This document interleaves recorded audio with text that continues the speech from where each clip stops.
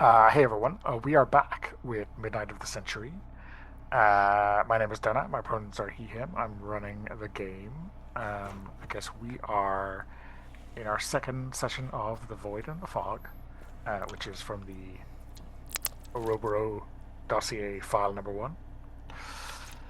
Yay, hard copies.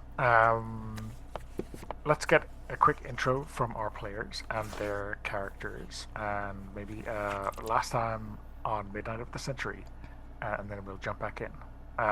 Character keyboard order, left to right. Puts you first, Mads. Okie doke.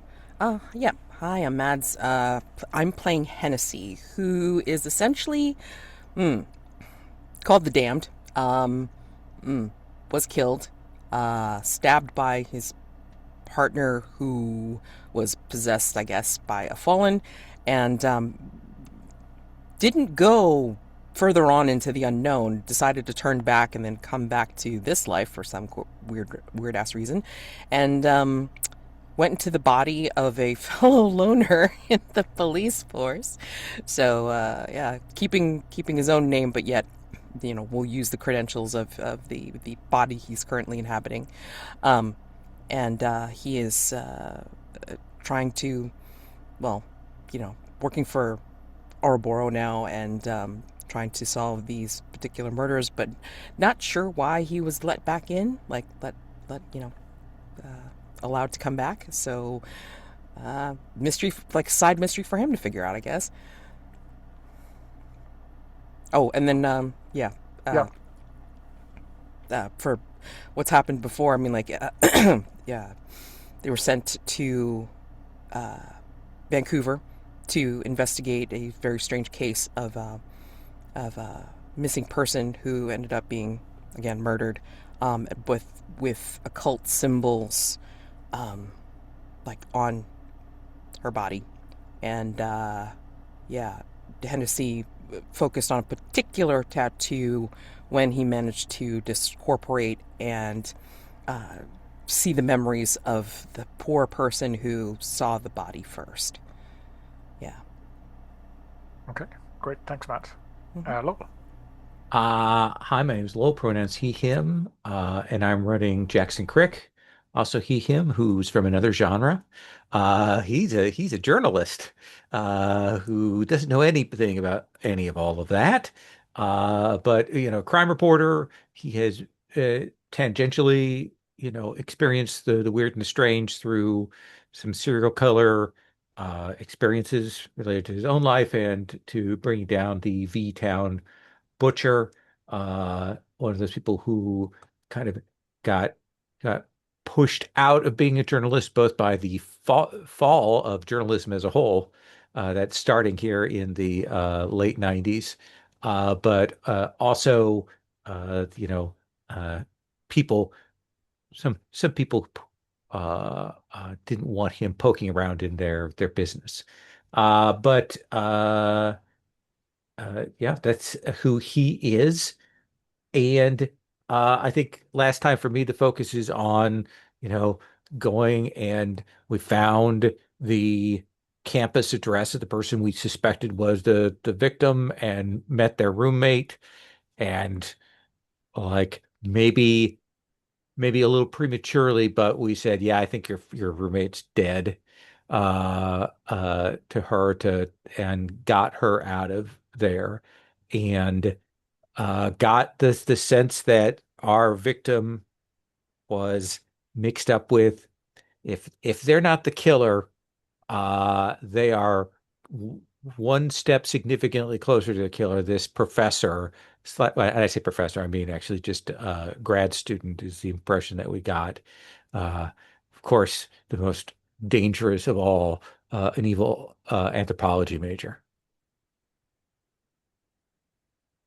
Okay. So, yeah, I think so. You just visited, like you said, the campus.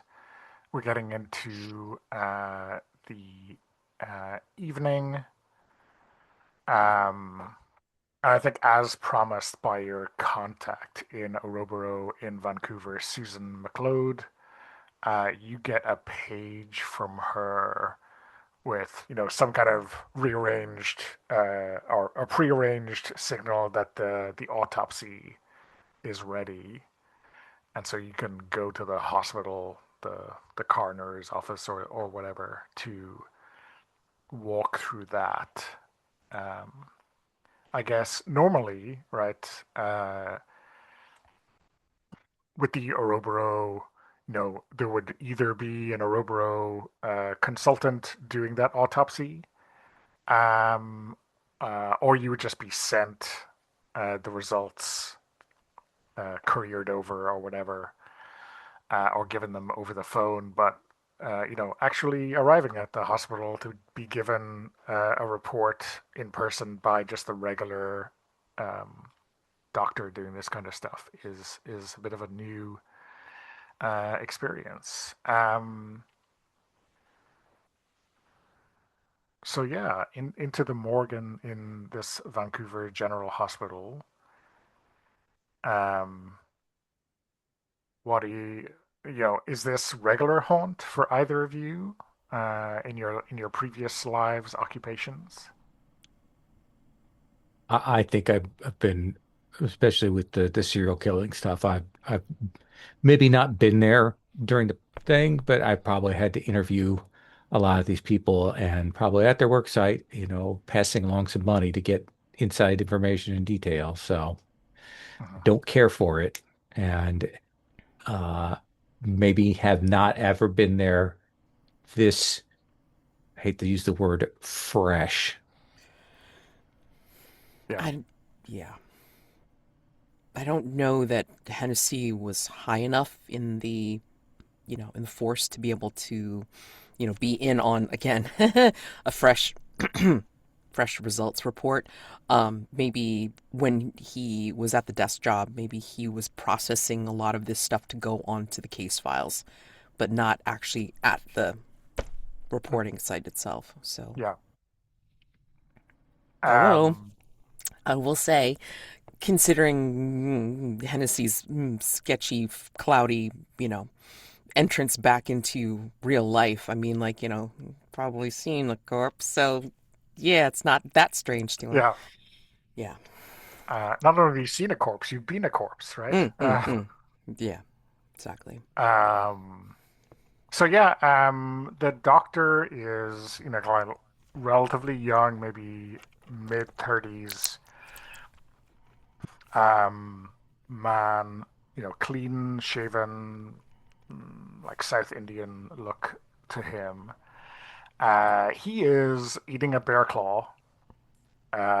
He's about halfway through it, and he like waves you in, um, brings you directly to the table where the remains, such as they are, have been put back together as best as possible. Um, his name tag says Dr. Ravi Nair, and he puts down his pastry and wipes his hands, gets at washes them, gets a pair of gloves, and says, "Okay, let's uh, being told to ask no questions. Maybe you can ask some questions." Uh, can you give us a basic overview, Doctor? Sure. Okay. Well, as you can see, there's not an awful lot left. We're missing about 60% of the body mass, upper torso, arms, head, a couple of toes. Um, Whatever's remaining is covered in what I guess we could call, jailhouse tattoos. That's not to say they were given in a prison or such institution. Just the mechanism by which they've been delivered is quite rudimentary, primitive, I'll say. Those, however, are definitely post-mortem, apart from a couple of other tattoos. Um, uh, Can Can you clarify, Doctor, which are the ones that you are saying happened before? Oh, and he approaches the body and turns it over quite tenderly or gently. And on the lower back, there is a familiar looking star tattoo, a little bit faded. Doctor, do you have any idea how long it would take to apply the volume of tattoos that we're finding on this portion of the body? Um, And I, and and let me ask you this. Are we talking these tattoos like the body was dismembered and then the tattoos were applied, or the body was dead, tattooed, and then dismembered? I mean, I'm sure I can't say because they're post-mortem. Really, we've no idea what else is going on with the body at that time. But this Um, it, are there, I hate to say it this way, but are there rough edges to where the designs are? I don't think so. I mean, I don't think you could say that. Um, yeah, but I mean, in terms of like how long that would have taken, I mean, a couple of hours. I mean, it's not chock a block, let's say, with tattoos. There's just like Okay. Right. quite a few. None of them are particularly artistic. It's geometric designs, that kind of stuff. Um, I don't Are know. Uh, they like just kind of randomly, like randomly put on her? Like they're not like actual sleeves or anything like that that kind of are a cohesive whole? Um, I would say, I mean, I am neither a tattoo expert nor whatever the fuck this is, but they look kind of random to me. Okay. Well, I Um, mean, I just know that like, a sleeve would take about like 6 hours. So, I mean, if it was a cohesive whole, generally, like it would take a long time if it yeah, is but there's careful. not that many here, and there's certainly Mm-mm. no, well, there's no arms. Yeah, But And you get what I mean. yeah. Uh, can we get, maybe talk to a tattooist. I don't know. yeah, Hmm. can we get photographs? Yeah, yeah, sure. Okay. I've prepared some. So things I can tell you that might be a little bit more useful. I'm putting the time of death at 8 p.m. On Wednesday, so more or less 24 hours ago. Whew. Um, and the so where the rest of the body was removed, cut away, the cut patterns would say to me that a soft blade would have been used. Uh, so I don't know, like bronze or copper or something like that, or like really bad iron. I don't. Again, not a metallurgist. We don't have any slivers of metal, unfortunately, to confirm that. But yeah, it's So quite wait, strange. there are no slivers of metal even with that? Was the body washed? I don't see any evidence of that, but well, so typically what we see with softer metals is that uh, it may not have been used on the bone, just the flesh. So maybe something Okay. else, broke that, um, broke those spinal cords and so on. Um, But I don't know. I mean, I don't think that softer metals, unless you like really do damage to them, leave slivers like harder metals do. They don't break as easily unless there's a real impact made on them. Can you give us anything about blade shape? Are we talking a knife? Are we talking a wavy dagger? Are we talking a sword? Are we talking a saw? I would have said a knife, but a curve perhaps, like If I were to push a boat out, I'd say something closer to a sickle. Okay.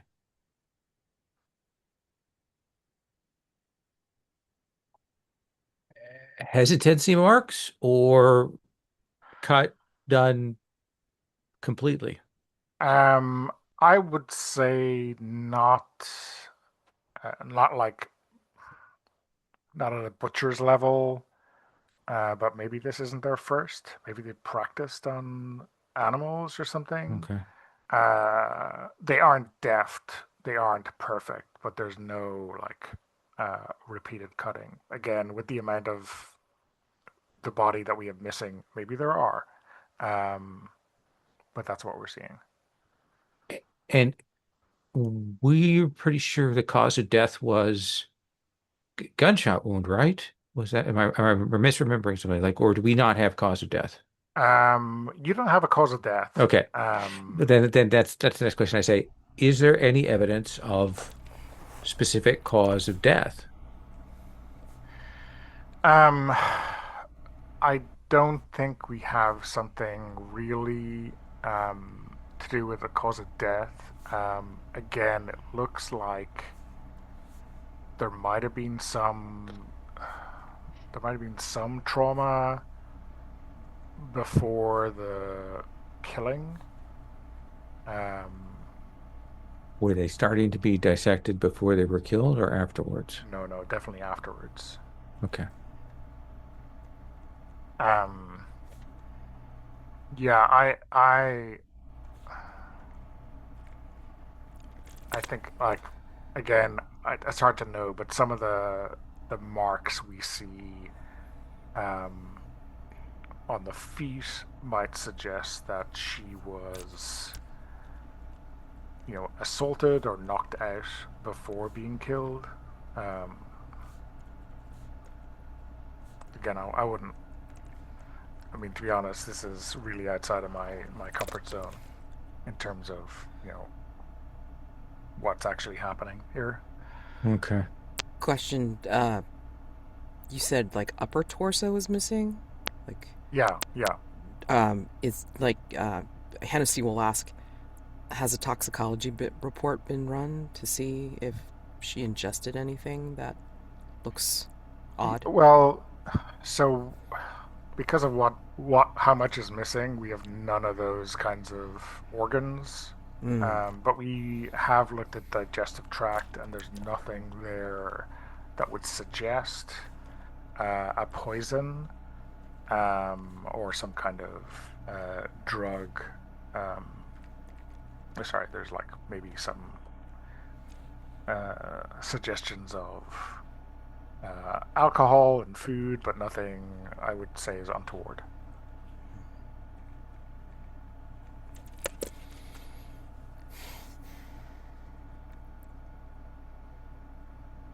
Anything that, I don't know, no arms, anything on the feet or somewhere in the body to indicate where? Like, I don't know, like dirt or. Yeah, I think you're looking at a woodland, a park, something like that.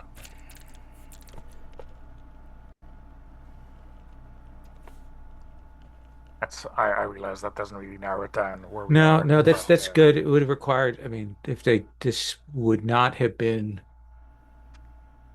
I mean, my guess, not that I've done it, but I imagine it would take a while to do this kind of butchering.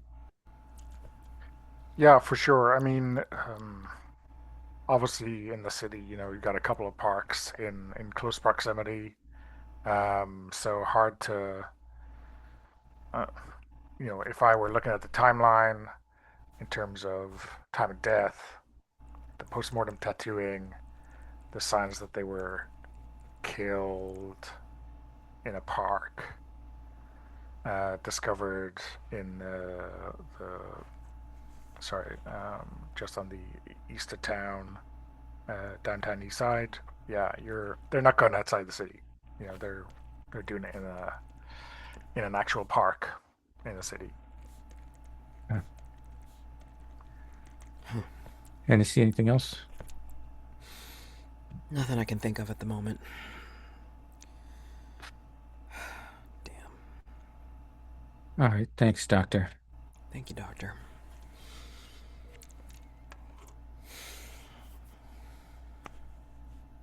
You guys do this kind of thing frequently? Uh, Seeing strange stuff. Yeah, now I'll say I've worked serial killers before, so You think this is a serial killer?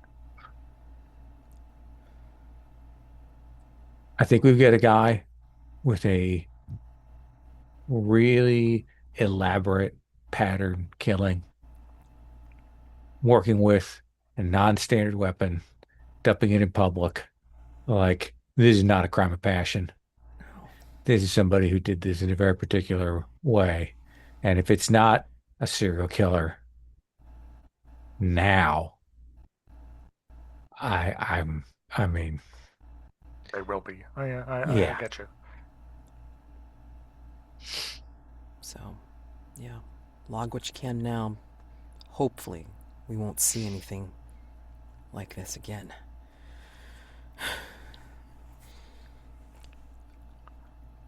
And I think as we're walking out, I'm like, why keep that much of the body and dump this much of the body in a public place? Like, that's what I don't understand. Exactly. Like, okay, ritual killing, weird weapon, that kind of thing, that all makes like there's a certain logic to that, but this Yeah. wasn't try like was it like I say usually when the body is dismembered, the intention is to break it into parts, to disperse it in different locations to conceal the crime, Right. which is 110% not what happened here. No. In fact, it almost seems like there's a message being sent here. To whom? And why? Well, we got the tattoos, we got this anthropology guy. We probably ought to see if we can find anything. I mean, is there anything ritually or historically significant about that dumping spot?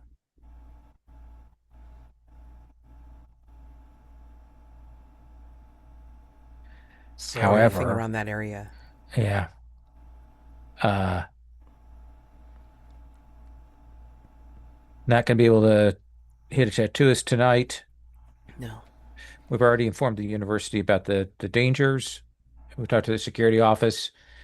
Uh, we should probably go through Oroboro's channels and ask for an APB on this guy. Yeah. And then I we just eat and crash and hit it fresh in the morning. Sounds like a good idea. Although, like, since we're still in the university town, yeah. Yeah, it's a university town. I don't know if we could find anything on in the library, like on the history of, you know, this area, like locale. If you want to go hit that up, why don't you hit that up? I will call the authorities through Ouroboros, talk to the university security, talk to the parks department, and get word out on this guy, Daniel's Cartier. Yeah. Okay. Yeah. Sounds like a good idea. so yeah, I mean,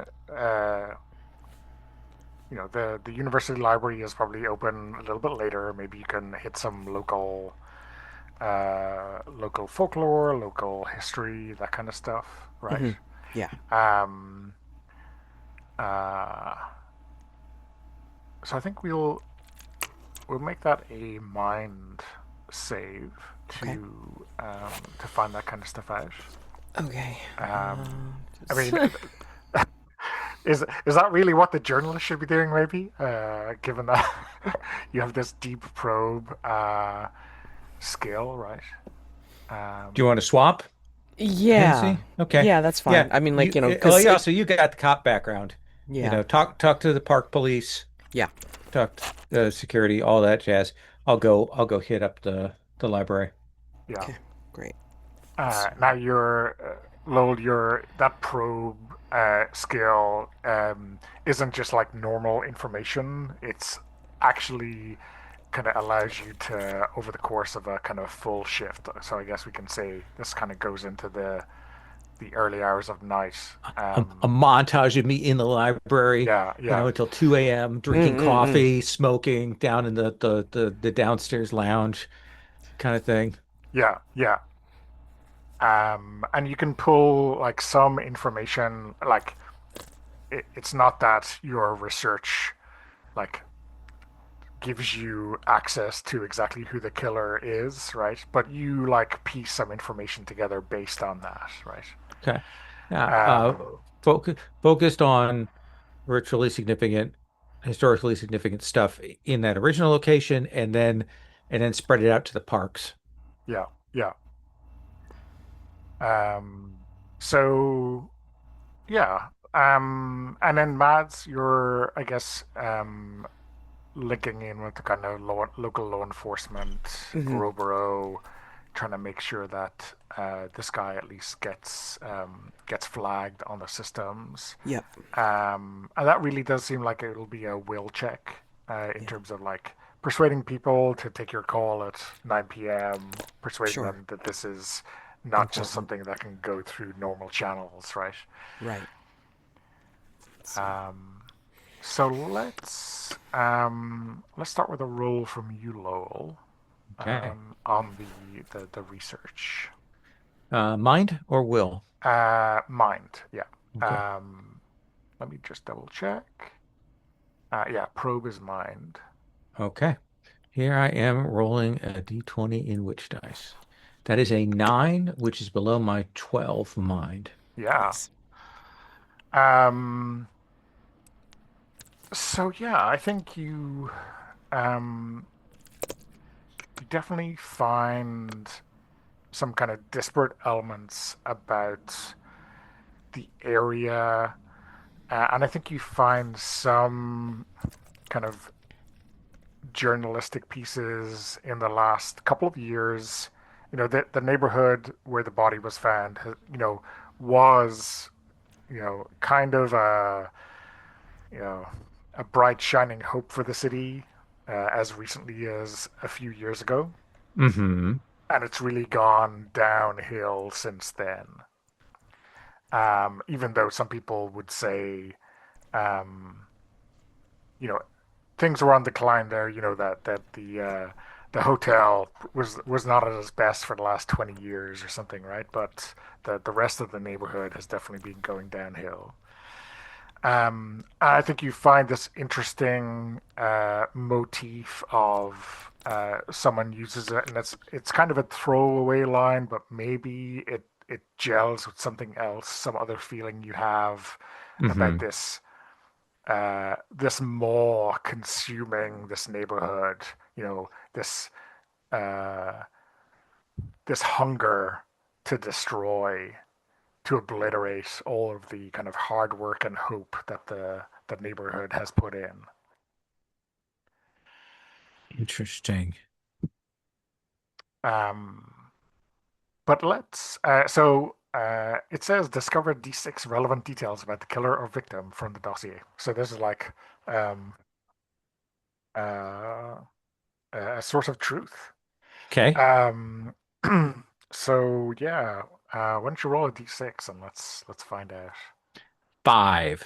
Whew, that's a high number of Yes. things I have to, you know, filter filter Give it to through. us. Um, so yeah, I think um, one thing that you kind of see, and maybe this is like comparing um, what you find in this research with stuff you remember from Elisa's bedroom, is that there is like a family history there, like a disastrous kind of financial um, descent of her family.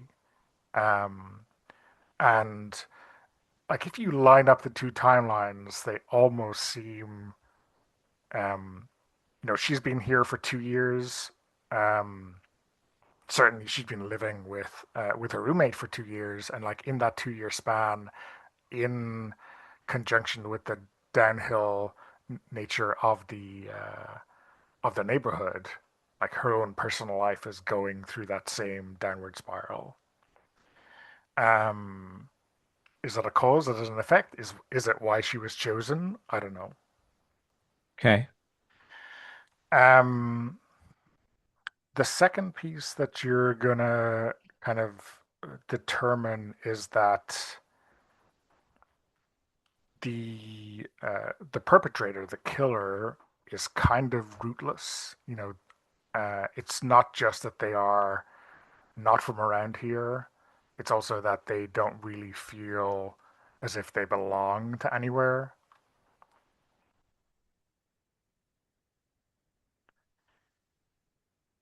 And Interesting. and I think you will, and this will tie in a little bit to your question of like why leave the body. The killer is proud of their work, um, and you would say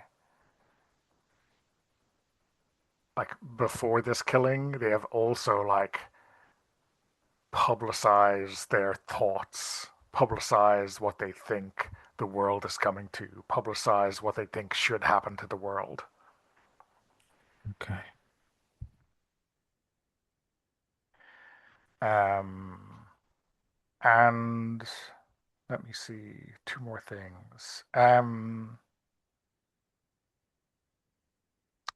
Is definitely been planning this for quite some time. Like the whole mechanism of choosing the victim, of planning out, of knowing exactly what they're going to do is, in their mind at least, very well thought out. You would say they know who their second victim is already. Okay. All right. Um, yeah,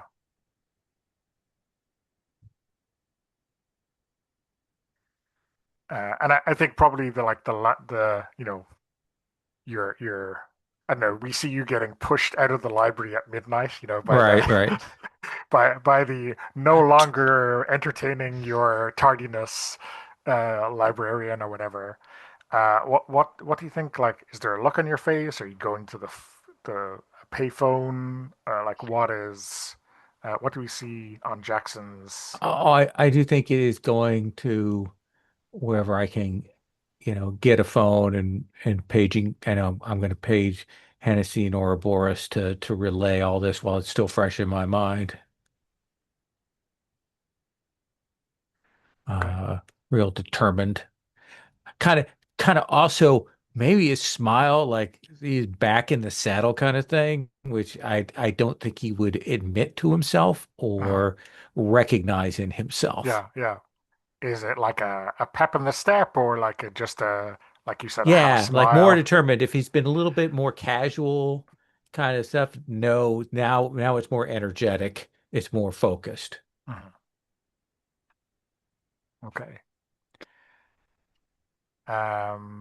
Mads. So for Hennessy, um, so is this going directly to McLeod, like telling her who's the on the top of your list?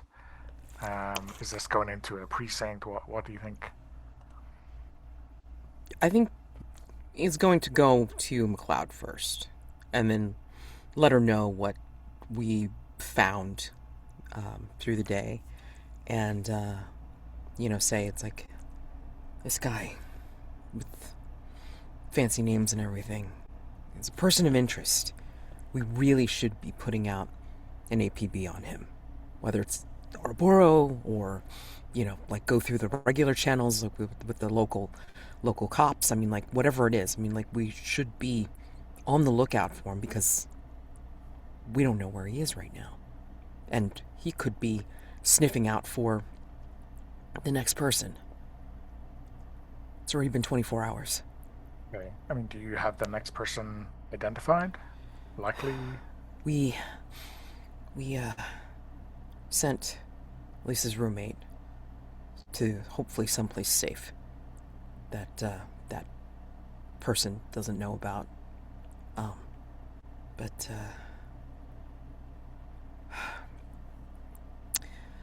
nothing conclusive yet. I mean, like, just for the fact that this is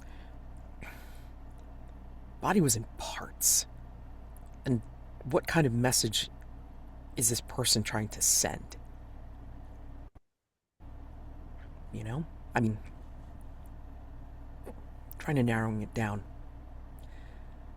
might be difficult, but might start with the anthropology department, since that seems to be their chosen grounds, I suppose.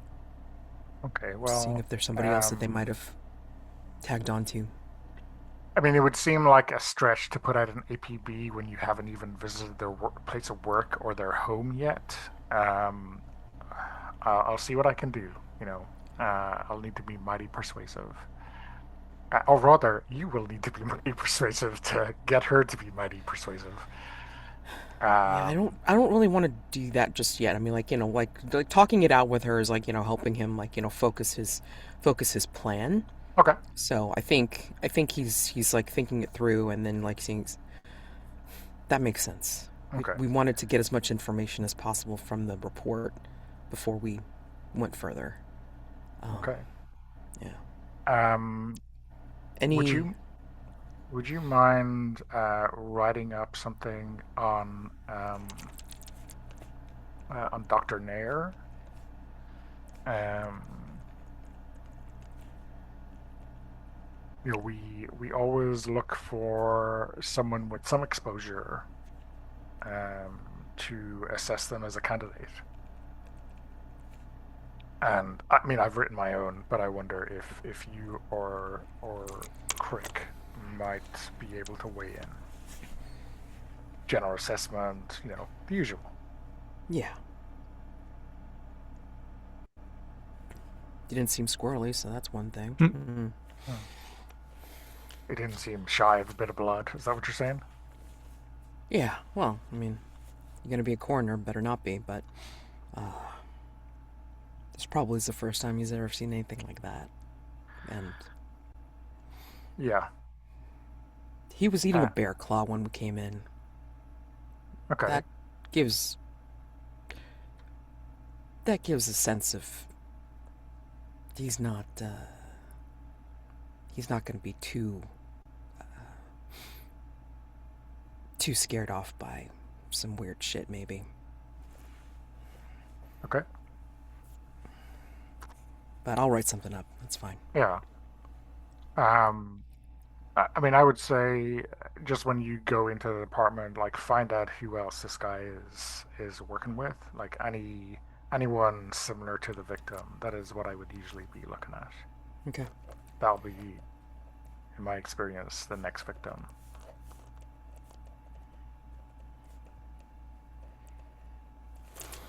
Will But do. read the terrain yourself. Yeah. Speaking of terrain, there's a possibility that the initial, well, the actual murder might have happened in a nearby park. Okay. Um, yeah, I guess you've got. I mean, if you're thinking by the university, you've got that whole park. Like the university has some endowment lands where they do like botany or stuff. I don't know. Is there anything Um, that's near that particular alley? Like, not uh, that far away. I guess when you're going further east, you're going out towards the Burnaby Mountain. I mean, it's not it's not further than university, but if you're thinking university, then going from there to Burnaby doesn't make any sense. I guess there's Stanley Park, um, just to the north. Um, and there's like a couple of smaller parks closer, but again, much smaller, less wild, like Queen Elizabeth or Everett Crowley Park. I think we're looking for some place that does have some possibility for some wilderness slash isolation. Like if you can hide something in it, Hmm. right? Some Yeah, place that, well, yeah, I would be definitely thinking Pacific Spirit and then Stanley for that. okay. Both are pretty wild, you know, relatively large. Hmm. Yeah, if you're in the middle, you're not going to get seen from the edge. Sounds like what Um, I'm looking for. Yeah. yeah,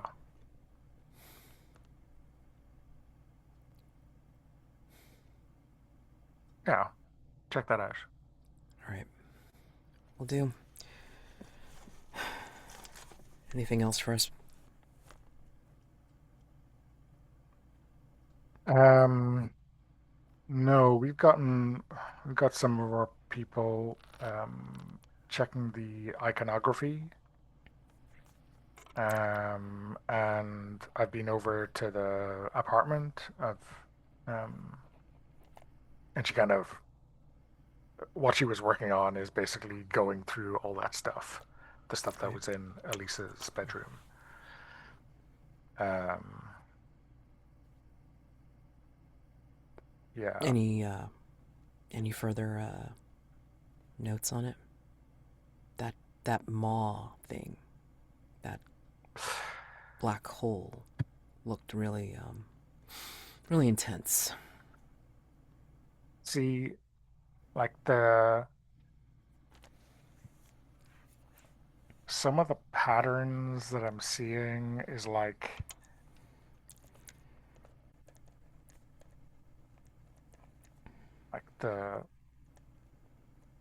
the light itself is like getting broken up and taken into this thing.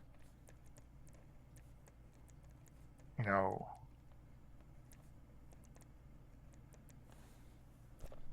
I don't know what that means. Just like this is the impression I get.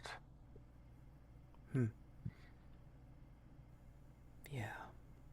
Light swallowed by dark. Huh. Uh yeah, one more thing. Yeah, we went to go see the security guard just to see if there was any other cases of possible harassment that could possibly lead into, well, stuff like this when we were just looking for a missing person. Yeah. Is do I have any credentials or anything like that that I can show that I'm helping consult with the Yeah. local Well, local police? I mean, if they're police, uh, typically, um, if they're at all connected with the case, they'll know we're involved. The business card will suffice. Okay. If they're not, she gives you a name of a police officer who's kind of liaising with them. Um, give this guy a call. Uh, Peter Evans is his name. Okay. Does he need to be apprised of everything we're doing, or just that we're on No, I top think of it? he'll just establish your bona fides. Okay, great. Thanks. Okay, you better get some shut eye. Um, He kind of smiles at that, like as he's turning away. Yeah, shut eye. and I think maybe this is when Jackson's call comes through or the page comes through, right? Mm-hmm. Uh, so I'll remind you, you can work through the night. But as you get exhausted, so if you like don't take one rest in for, Hmm. um, you'd be rolling everything at disadvantage, which is Hmm. obviously not great. No. Um, Um, so when we say like just plain old rest, or are we talking about like trying to regain things back by talking with our uh, connections and Um, stuff? it's just rest. So Okay. you can also outside of that or in tandem with that do like a refresh scene either in your haven, which will obviously be very difficult, Yeah. Yeah. or with your connection, which I guess could be a phone call, right? Hmm. Hmm. Um, now I don't think either of you have really lost anything. No. But again, No. if you wanted to tap up in, or just like have a nice role playing scene, that is fair. I think for me, just sleeping is probably good for this moment. Yeah. Yeah.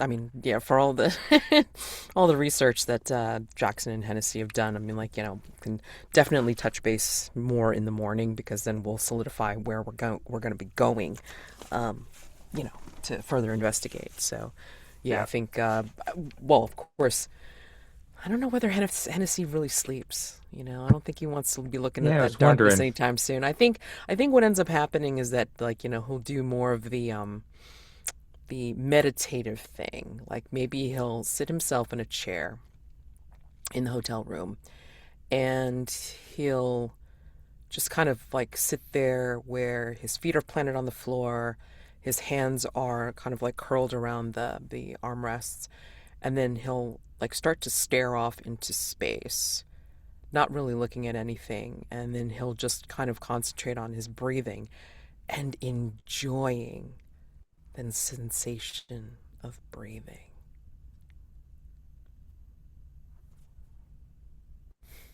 Yeah. Um, let's take our break, and then Okay, we'll come back. sounds good. Um, um, okay, so we've gotten to Friday, the 22nd of December. Um, I wonder maybe just to see a little bit more of our people, maybe to learn a little bit secondhand of the Oroboro. Like, what kind of hotel did they put you up in? And, like, how do we see the two of you take breakfast?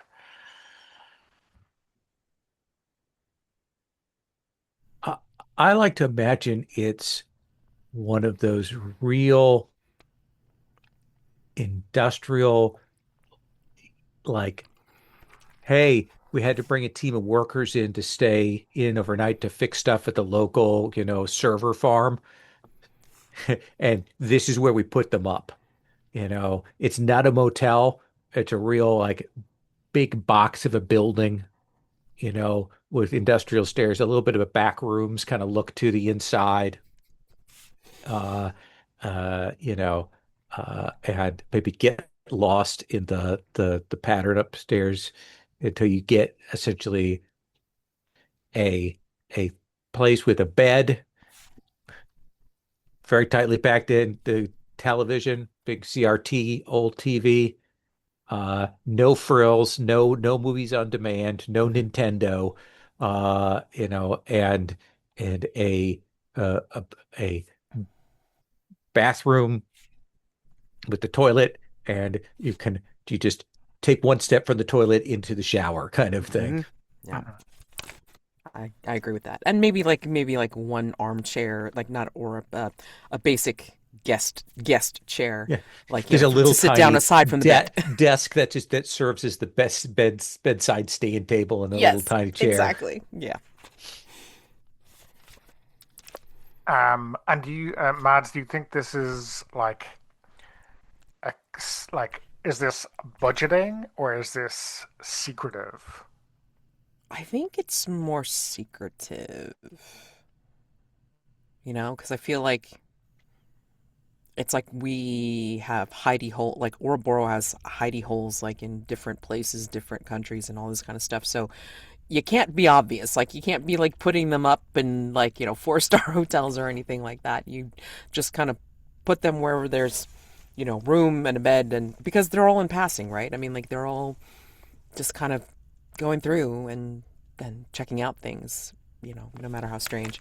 And I think it may be to the point where it's somewhat like a little bit like a motel where the breakfast downstairs is one of those simple sideboard type of things where they have like sad looking pastries, like a coffee machine, and you know some very basic things. So like no hot stations, no like Yeah, yeah. making like The waffles to order or anything like that. It's just yeah. the catering company have been told to bring uh, a one of those big kind of corporate event flasks of hot coffee and pastries, and the bare minimum Yes. that will get you back on the road. Yeah. Box of bagels and pastries and whatever. Tim Hortons, essentially Oh, coffee. please let it be Timmy Hortons. God, God, you know. Pretty good. Oh yes, absolutely. I think that So maybe that's what Hennessy even says. It's like, oh, thank God, it's Tim Hortons. Okay.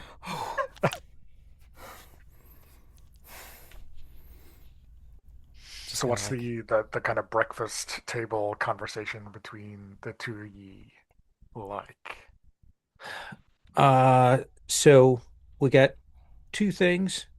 One of them I think is number one is we go to this guy's place, yeah, call our police liaison to kind of keep an eye, but we need to go in there. We need to get around his place. And then number two is the tattooists.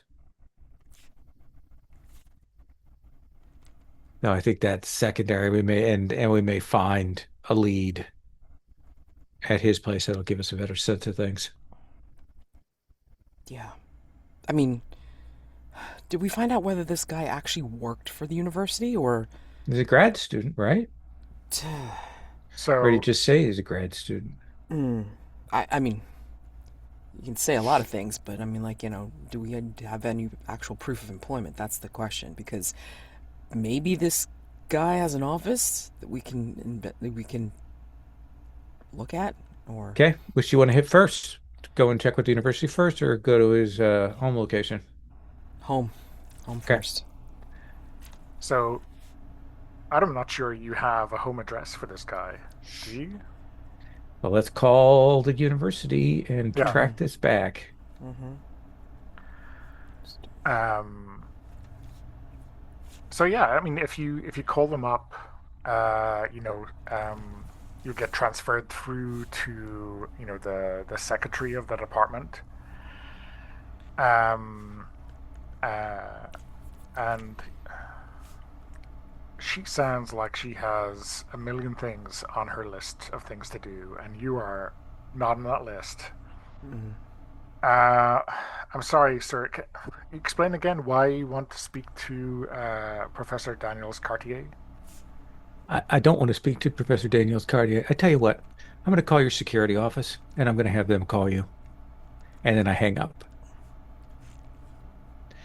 And then we use our police thing and we call over the security to, Yeah.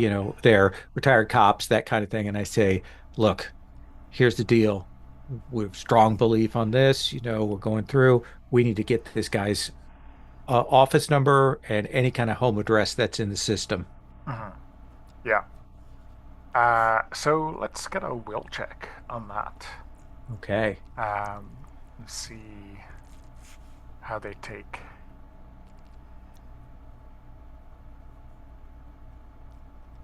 Ooh, no. That's a 16 on a 14. Oh God, So I'm of going to course. lose one will. Yeah, and we are still in the dawn phase. We haven't yet gone to midday. Oh no. I think that's the point at which I kind of hang up and I go, so Hennessy, can I have you take a run at this from a different direction? Maybe Yeah, because I think I flubbed that one. yeah. Let me. I mean, like, I know the name of the guy that I talked to yesterday, right? Like the security guy that I spoke to yesterday. You can certainly. I didn't give you the name. Um, uh, um, because he didn't seem that important. I shouldn't admit that. Um, but yeah, you can call him up and ask for him. Lowell, in terms of like the kind of runaround or the kind of excuses you got from that cop, what flavor did they give you this week?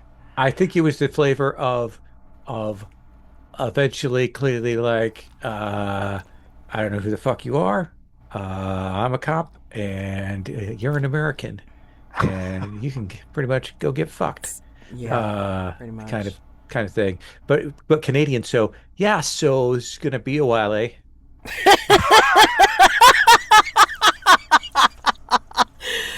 Uh, yeah, probably much more polite than the Yeah, American yeah. fuck off. So we should be glad about that, right? More Um, Yeah. polite.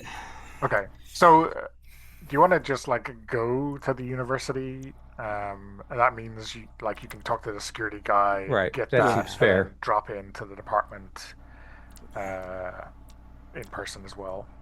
Yeah, I think like Hennessy will give it more of the personal touch, like since he sort of had a rapport with the fella from Yeah, yesterday, and I think maybe he saw the tag, or maybe he introduced himself to the guy, and the guy introduced himself as like Devin James or something like that. Maybe that's his name.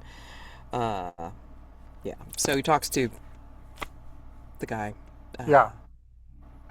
So I think like yesterday, the campus had the feel of a place that was shutting down. Like people were generally speaking like knocking off final classes, that kind of stuff. Today, it's like definitely wound down another step on that. Ratcheting towards winter break. Um, the rain has kind of not let up since yesterday, and it just seems a bit colder. And like you you find him coming in from a patrol, um, and he shivers and he gives you like a second look because he recognizes you, Mhm. and he goes to the I uh, stay out. oh, okay, I stay far away from this. Oh, sure. Yeah, yeah, yeah. persona non grata with the police enforcement community.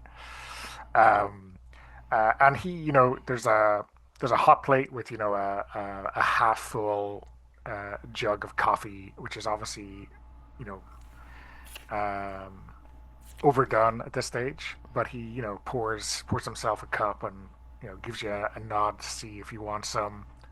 Actually, He I calls think it I he think calls what it some of this tar. yeah, I think what actually Hennessy will do, and maybe this is very, I'm sorry, this is very tropey. This is whatever, but I think maybe he'll swing round to a Tim Hortons and will pick up like a mini thing of, I forget what they call their Timmy Bits. There we go. He'll Okay, pick up a little thing of Timmy Bits and then bring that over to yeah. Devin James. Yeah. So yeah, he's like, gee, um, that's mighty kind. At least I I don't have to Hey, drink that I tar. know I know what it's like to do holiday rounds. It sucks. So, Everyone else has got families or is friendly with the boss or whatever. Bribe them with whiskey, not me. I mean, I tried, but I was obviously last in the queue. Last time I'll make that mistake. Uh, did you find anything since yesterday? and Hennessy will just give that look of like, pained look of like, yeah, unfortunately. Yeah. Unfortunately, it's as we thought. Oh, She's oh the missing no. person. Yeah. Um, We well, have um, I mean, if you're looking for someone, you're probably just going to find the odd staff member who, I don't know, I don't know why they'd be still around, but grad students who are taking care of experiments and that kind of stuff till they get relieved. It's the skeleton crew, right? Yeah. And he kind of like thinks about it for a sec. It's like, and says, speaking of grad students, there was somebody that was associated with Elisa. I don't know. How well do you know the anthropology department? Oh, they're like weirdos. Yeah. Yeah, well, they study the past and cultures and all that kind of stuff. So yeah, okay.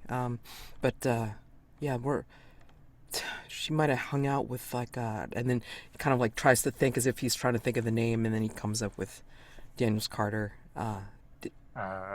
I mean, given that you had access to the books with the jacket Mm-hmm. photo, you might have a copy of that. Okay, then I can show him. Like, does this guy look familiar? Uh, yeah, he's not a student though. He's like a proper professor. I'm not sure if he's tenured or anything, but he has a parking spot, you know. Oh, okay. Uh, yeah, I think if you talk to Marjorie over who runs that place, she'll like let you right in. You want me to put in a good word? Yeah, if you don't mind. I mean, like, I just want to kind of, if can't talk to the fella ourselves, then at least see if maybe, like, he has anything in his office, like, maybe the last time he saw her or something. You know what I mean? Like, just Yeah. Well, let's drive over. yeah. No, I appreciate that. Thanks. Something to do if I can help, you know. Yeah, and then like gives him the rest of the Timmy Bits box because I mean, like dude, you deserve it. Um, I guess we're living in up to tropes. You know, when you bribe the security officer with goodies, you get exactly what you want. No roll. Hmm. I don't know if that is NSR or Fair. yeah. Um, uh, is Jackson heading along with this, or do you want to pursue a No, different? I think I will be like, since you're doing the office stuff, I'm going to start hunting around for what I could get in terms of apartment or home address or anything like that. Hmm. I mean, like maybe like you're parked in the car or whatever, like across the way, and then I kind of just give you a nod and a look. It's like and then like kind of Okay. indicate Devin who's taken me over. Yeah, I probably told you, okay, if everything checks out, I'm going to head to the public library and see what I can find. Yeah, Yeah. that works. Um, so I'm guessing that with a name as rare as this, it won't be too difficult to find, local property records, right? Um, let's get a roll from you on this. Maybe more to see how quickly it is than to, you know. I don't think this is going to defeat someone with real research skills. Okay. That is a 7 on a 12. Yeah, that's pretty good. Um, so yeah, I think it's just like you spend more time getting to the office and getting credentialed than you do actually finding the information, right? So a couple of hours, and you find not in his name, but with the same surname. So Daniel's Cartier, over in a wealthy, relatively modest neighborhood. Um, kind of a half-acre lot with a standalone house. Okay. Uh, I think the plans there show a pool area, a detached bungalow. So uh, Wait. You just said wealthy and modest, and like you're describing all of that. Excuse moi, what? it's behind a wall. It's behind a wall. Yeah. Right, modest. Okay, yeah. I guess in 1995, maybe it counts as modest, right? Yeah. So I'll get that, and then I'll wait to hear back from Hennessy office trip. Okay. Um, In terms of placement, though, it's down south of the city, so it's in the Kerrisdale Okay. neighborhood, which is number 8 on the map if you want to check that out. So relatively close to the university for sure. Yeah. Okay. And puts us that it's more likely to be Pacific Spirit or Queen Elizabeth then Uh, for if the park. yeah, I mean, if anything was done on that in that residence for sure. Okay. Yeah. Okay. So yeah, Hennessy, you're arriving at the department. Um, I need to make a roll. Okay. Um, so yeah, you arrive and Devon talks to Marjorie, this older woman who's obviously in person, or at least with the chaperone of Devon, nothing like the person who answered the phone earlier, right? um, and um, what I guess like on the way over there, like what is the story that Hennessy has coached Devon into telling to kind of uh, unlock Marjorie?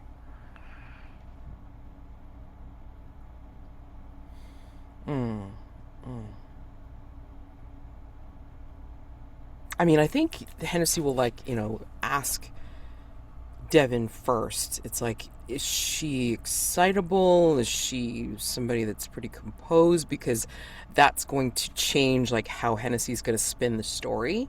Because if she's too excitable, then obviously he's not going to say anything whatsoever about, you know, uh, the real reason or what have you. But I mean, if she's relatively, stoic or whatever, he's going to ask Devin to present it like there's somebody missing Mm-hmm. and seems to be somebody who has uh, been with or seen with something like that in the vicinity of Dr. Daniels Carter. Did he say he was a doctor or no? I mean, I can't remember exactly. But anyway, Professor Daniels Yeah.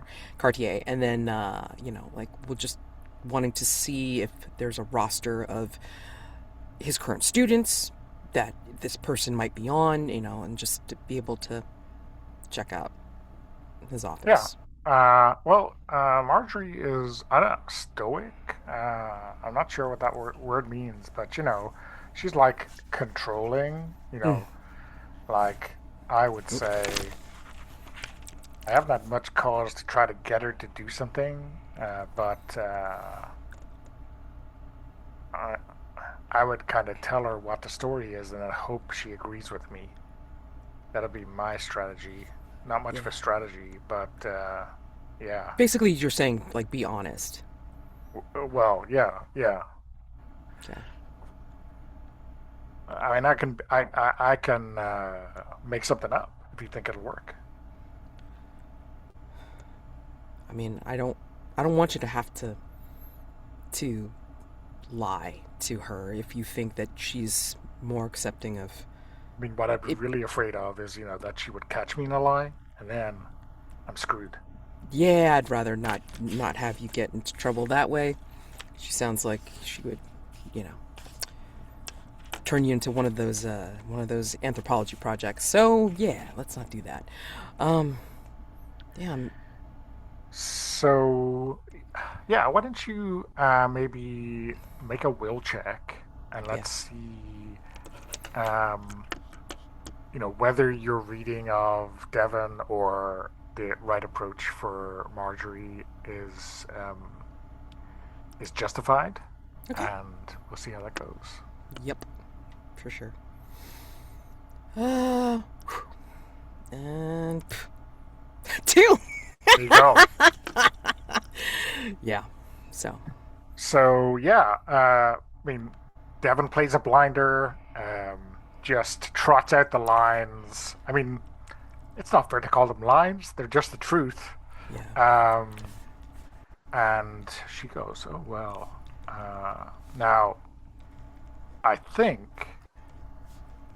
Well, let's get you into his room. See if there's anything in there that might help. I think I do I because there's only two postgraduates now who are working with Dr. Daniels Cartier. There is Elisa Miller, and there is Alex Frank. I've definitely seen Miss Frank around today. Uh,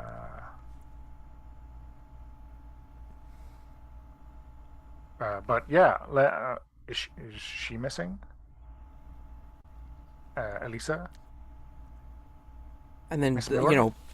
I think I think Hennessy will just kind of like look up, like slowly look up at Marjorie and like do a very tiny nod, like just let his eyes speak, Mhm. like not say anything outright, not to alarm her outright, but I mean like just Yeah. Well, and she reaches into her drawer, takes out a big ring of keys, and they're all labeled, of course, mhm. and brings you like down the corridor into the depths of the anthropology department, and arrives at an office. There's some book jackets kind of in the display case alongside, like of the monographs and so on of the members of the department. You probably see some familiar ones here near the Daniels Cartier office. And she opens it and says, "Well, let me know if you need any more help, or if you need to take anything. I wouldn't like to anything to go missing, but just let me know, and I'll sign off on it if I can." May I kibitz here for a second? Uh, Hennessy, if she mentioned she saw that other graduate student, like the office is great, but if there's a second grad student, we need to get her. Yeah, yeah. I think like upon hearing about Alex Frank, I think his head will snap up and say, "Do you have any contact information about Miss Frank? Do you know if she went home or if she's still around campus?" Well, I mean, I saw her around first thing. Uh, um, she might have been heading to the cafeteria, but I have the home addresses of all of our postgrads, so I can get that to you. Yeah, no, I mean, I just want to have a talk with her and then, like, just be able to make sure she's okay. Yeah, yeah, yeah, yeah. Well, I'll get that for you now. Thank you. And then, we'll proceed to look around. And then he'll look at Devin and go, "I don't want to, hold you up if you have to do more rounds and everything, but you're welcome to stay if you want." Do you want me to hunt down this other student Yeah, just if making she's? sure that she's still within, you know, eye shot and everything. And Mhm. Well, I'll go to the cafeteria. yeah, I guess. I'll let you know what I find. I'd appreciate that. Thanks. I'll call Marjorie's phone, Hmm. and I'll get her to pass along a message or something. Okay, great. Thank you. And then, like, Hennessy will proceed to start looking around the office, but not before we have interpersonal pagers, I hope, So I think maybe, like, Hennessy will shoot off a quick page saying, "Found other student," and then, give the Well, name. it'll be like a number, right? Okay. I mean, I don't know So how, I don't remember exactly how Yeah, technical it is you around have to this call a era. thing, Yeah. either like a little code to tell me something or a number I'm supposed to call you back at. Okay. Yeah. so you could give the office Hmm. number where you Yeah. are, Yeah. which would probably be the easiest way to go, right? Yeah, I think that, yeah, it'll probably be right on the phone because like nobody Yeah. remembers their own number because why would they? Yeah, yeah, You know. yeah, So and then like so Hennessy will have Jackson call him back at this number, Yeah. as he's What's looking up? around. Another grad student with associated with this guy, Alex Frank, supposedly seen just this morning. I'm having the other security guard like see if he can get a hold of her just to make sure she's okay. Okay. Let me. I'm almost done here. I think I've got an address. I'll swing back to the university Yeah, ASAP. yeah. I'm here down in Daniel Cartier's office. Okay. So Yeah. I tell you what. He said the cafeteria. I'm yeah, gonna come and head there. So it'll be a bit, but I'll meet up with you there. okay. Meet up with you there, and then yeah, we'll proceed to start looking around the office while Jackson makes his way back to the uni. Yeah. Let's flip to Jackson. Do you want to do that now, or you?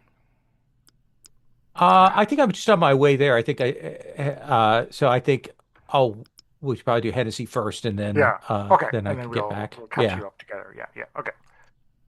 Question. It's only if I use an ability or a specialist skill that I use up something. Is that correct? So Or every time I use uh, a stat. so when you use one of your special abilities, Uh, you're spending will to power it basically. okay, but not every time Um, I roll like a stat. It's like it's I every don't. time you fail a roll, Okay, you're so losing okay, uh, you're losing whatever stat you rolled and a corresponding amount of will. okay. Um, But I don't since know I if that's succeeded, I don't changed lose since we did the anything. primer. Yeah, yeah. Yeah. Okay. But in terms of your special skills, yeah, that's you spend will to power those. Yeah. Okay. Um, yeah, mostly will. I think. Let me check. The damned is will, and journalist is will and mind for the probe. Okay. Um, so yeah, you're in the office. So it's relatively cramped, so he's not like the head of the department or really important, but still an office all to himself. Mm-hmm. Um,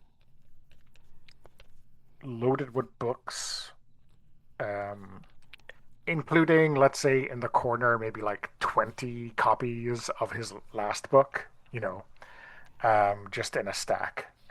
Yeah. Um, basically there's virtually no room here for anyone to stand. There like you can walk through, but basically that's it. Yeah. Before you sit down. Yeah. I Um, think if there's nothing completely apparent on the desk, I think he's going to dig into any of the drawers. Like if there's a filing cabinet, like he's going to check to see if the filing cabinets are open. And he's also going to check out the desk yeah. drawers. Um, so there's a well, I guess you get to the desk and have a look. The computer, um, the screensaver's on, but it looks like it's in use. It's like a Starfield, right? Mm-hmm. Peak 1995 Yeah. screensaver, right? The mug of coffee beside it is still piping hot. Well, maybe not piping hot, but quite warm. Um,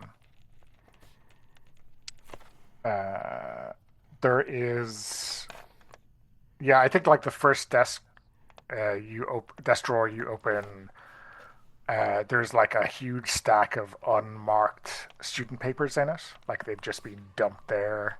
Um, so he didn't do them. Um,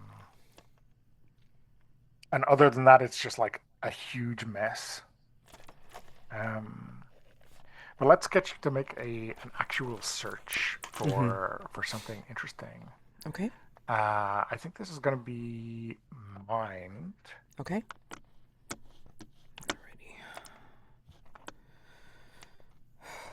Checking the desk drawers, looking at the walls, looking for anything that will give us a clue about this guy. 6. Okay. So yeah, I think you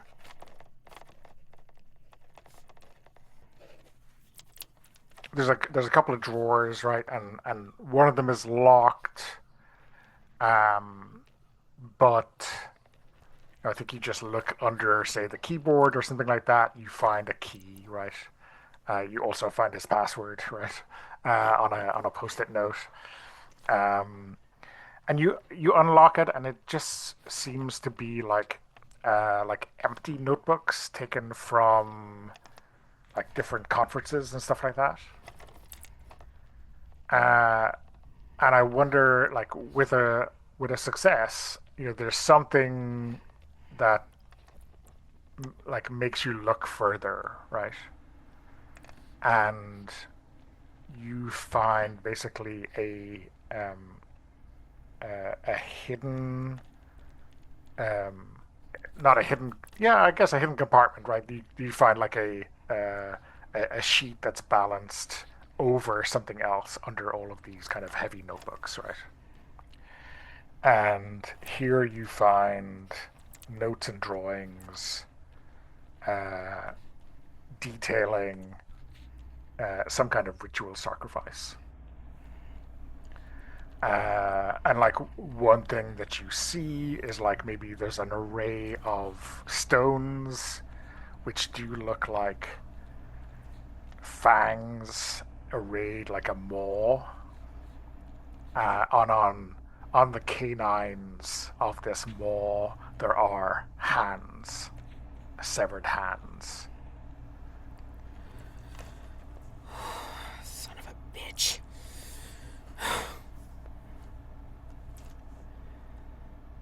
I mean, does it look like it's written on just regular paper, or is it like something like much older?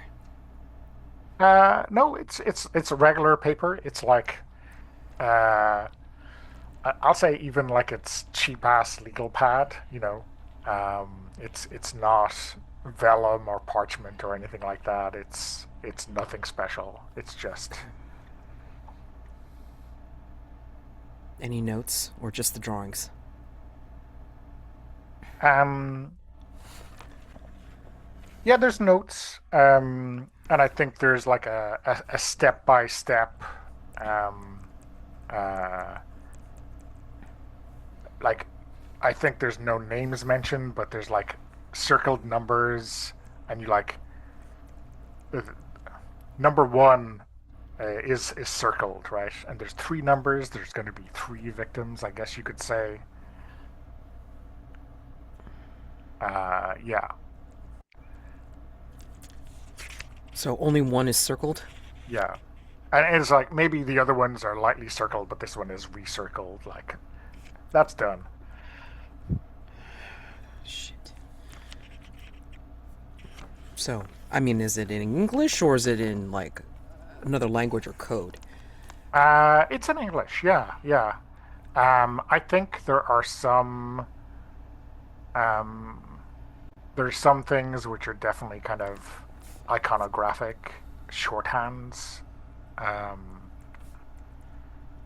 and I think maybe another thing that you see, which I'm not sure makes a huge amount of sense to you, is like there is a big line drawn kind of across and down the page, and there's like a number written on it, like a three-digit number, um, which doesn't really seem to accord to anything else.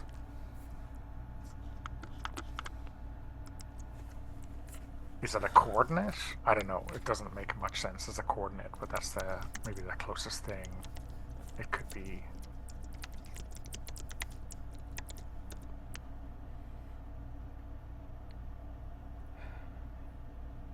I don't know if this. don't know if this is allowed, but like, would we say that some of the necessary equipment that we get from Oroboro, and you can tell me no, that we get is a like a small digital camera? Well, digital cameras in 1995. No. Is it? No. Yeah. Okay. I mean, I don't know. I mean, Your journalist friend definitely has a camera and film, right? That's part of okay. his equipment. Right. When you successfully finish a file for the Oroboro, they will give you some new equipment. You know. Okay. So not until I get my reward. Yeah. Not until you survive this one. Yeah. Okay. Just wondering. Okay. Damn. Because this is definitely something he's gonna want to take. I mean, there's a photocopier, right? No. Because Okay. it's an academic department. Yeah. Okay. So So we do at least have access to a freaking photocopier somewhere. now, can you make it work without the gatekeeper of this establishment? Probably not. But Yeah. the arcane devices are such that sanity-defying feats must be attempted. Oh. Oh, no, I don't want to do it. I mean, as ridiculous. I'm just messing. You do not need to make a roll to get the I photocopier was gonna say, work. it's like, oh my god. Have you ever worked in an academic department with a photocopier?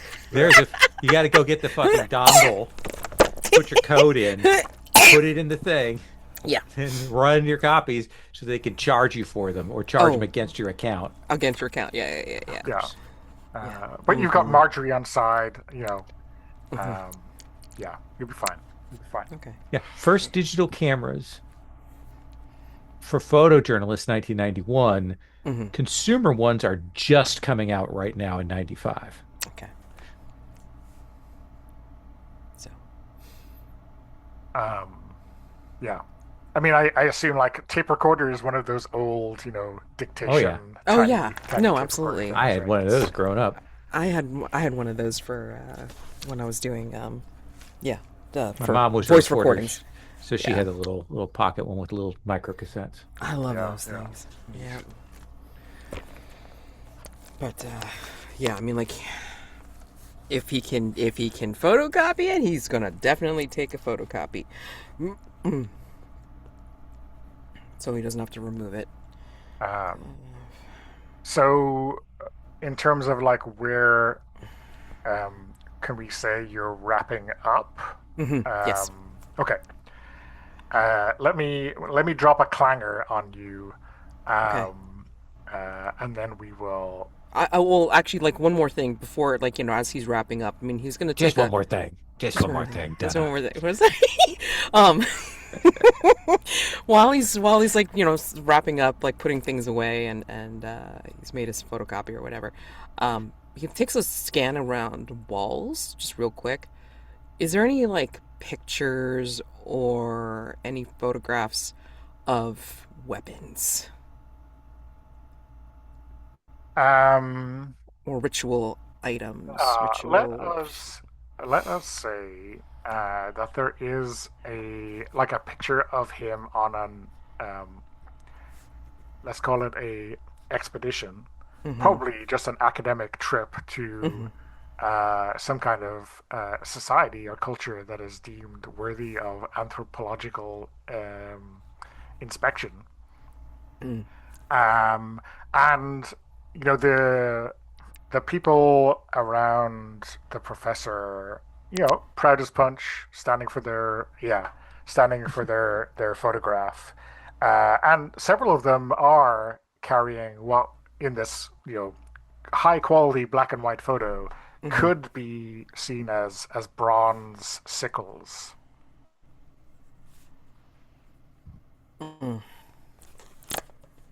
Yeah. That's what I thought. And that's what he mumbles to himself as he's looking.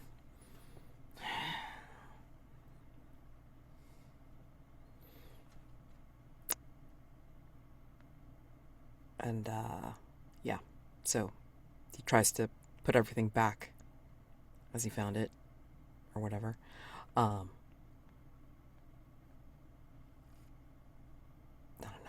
go into the computer? Not sure. When do you have the time? That's the other question. I did succeed. So, I mean, do I have time to like see if there's anything on the computer? Like, since his password was on a fucking post-it note. I mean, you can log in and see if there's, anything obvious, but uh, Folders. folders Tons and and tons folders and of folders and folders. nested folders and yeah, I think that would be a another kind of shift of investigation. No, that's fine. That's fine. I was just curious whether it was something like right there, but no, I get it. I mean, that's pretty decent find, like right there. Yeah, So he's looking uh, forward to showing that to yeah. Jackson. So, um, so yeah, you walk out to your car. It's parked in the parking lot next to security, and when you get there, there is something hanging on your wing mirror. Mm-hmm. Wait, Um, inside the car? sorry, the wing mirror, so on the side of the car, not the Oh yeah. rear Okay. view Yeah. Yeah. Yeah. mirror. Yeah. Um, Side mirror. Yeah. Side view side mirror. mirror. Okay. I knew we were going to be separated by a common language at some point in time. Sorry. Bangers and mash. Yeah, yeah, yeah. Yeah. Bubbles So and squeak. there is a single bloodied pink shoe hanging from your side mirror. The you mean like a bloody pink chuck? Taylor. Yeah. I mean, he doesn't do it loudly, but I mean, yeah, Hennessy just looks at that and just swears. And then, yeah. Mm.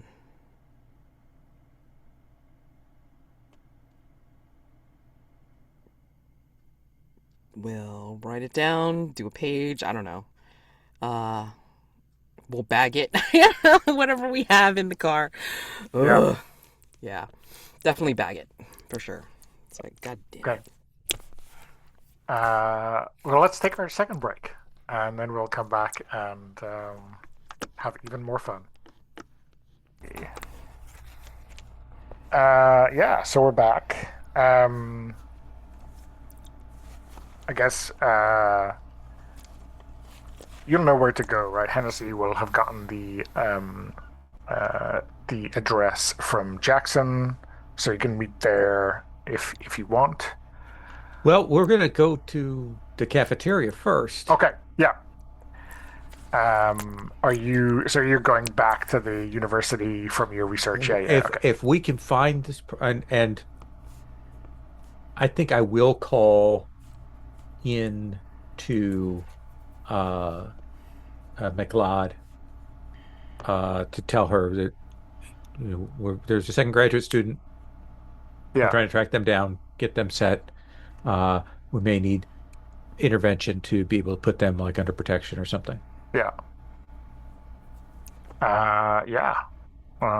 So yeah, I think you catch up with Devon, who um, has has been to the cafeteria and then gone to like the on-campus uh, apartments where Alex stays, and found her there and like paged you or Okay. whatever. So we will go. I'll meet up with Hennessy there. Sounds good. I mean, Okay. wherever you want to meet Yeah. up. Um, yeah, so like he is, um, like, do you want Devon to bring her somewhere else or meet in her apartment or whatever? I think we need to stress the seriousness of this. So I Mm-hmm. think he needs to say, for your safety, I need you to come with me, like to the security office or whatever. Yeah, Mm-hmm. yeah, yeah. Yeah. Can meet back Um, there. Yeah. yeah. So he shows up. She's sitting in the front seat of his car. She's like, I don't know, 21, 22, uh, blonde, kind of dressed in a winter coat, winter hat, you know, um, A toque? a toque. I don't know what a That is toque is. there's the Canadian word for a little hat that you wear. Okay, like Little a winter hat. beanie or okay. A beanie. I don't know. I would have said beanie, but okay, whatever. No, but they have a particular word for it. It is, I believe, a toque. Uh, TOQUE. You should. Well, I mean, I don't know how it's pronounced, but I It is a usually call warm it knitted cap, toque. okay. Yeah. commonly called a beanie. Oh, okay. So we're right. Yeah, exactly. But I always heard the Canadians refer to it as a toque. Yeah, okay. Okay. TIL. You learn something every day. Yeah. The more you Um, know. Ugh. Sorry. so, and I guess there's like the kind of open office area where you've been spending most of your time, but maybe there's like an interview room or something like Mm. that, or like an office for the supervisor who has gone on their holidays, their vacation, which maybe Devon suggests you can use. And this like sheepish, slightly confused young woman kind of steps in. Am I in trouble? Just need you to sit down. Okay. This is Detective Hennessy, I say. My name is Jackson Crick. We are consultants with the local authorities. Uh, I believe that you know I'm a Eliza Miller. Yeah. We're When was the last time you saw Miss Miller? uh, so what's today? Friday? Yeah. Yeah. So Wednesday morning we had a Wednesday seminar. morning. Yeah, Okay. we had a seminar, and I wasn't feeling well. There might have been a party the previous night. Uh, so so yeah, we were supposed to have like a practical, Hmm. but I didn't. Um, so like Charles was W kind of really pissed off, but he said, "Oh, it'll do with Elisa for now." Uh, so we were supposed to um, meet up this morning, but he wasn't in his office. and this Uh, was Charles Daniels Cartier. yeah. Uh, so, He's like my post grad supervisor. okay. So What's we're doing your, like a lot of practical work with okay. him. Would you say that Eliza it was close to Daniels Cartier? Well, I mean, have you talked to any of our friends? So I would like you to answer this question Okay. before I give you anything further. So, like, if you talk to people around, I'm aware that people think there's something strange going on with us, like that he is fucking us, but that is not true. Okay. I would say Elisa has drank the Kool-Aid, you know, like she understands him better than anyone. I just want to get my thesis done and get out of here. Um,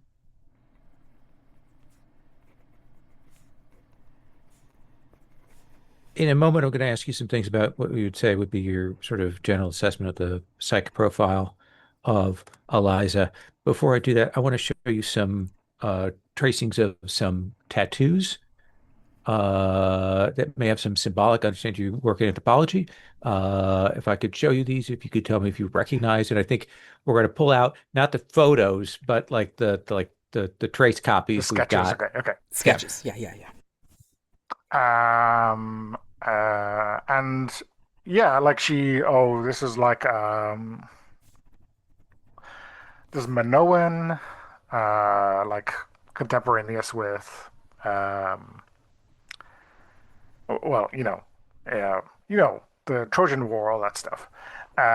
So like early first century BC, thereabouts. This one is, I guess it's like Mississippi civilization. Not my strong point, but maybe early second millennium AD. This one I don't really recognize. Yeah, who knows? Uh, Discontinuous culturally in oh yeah, time, in location.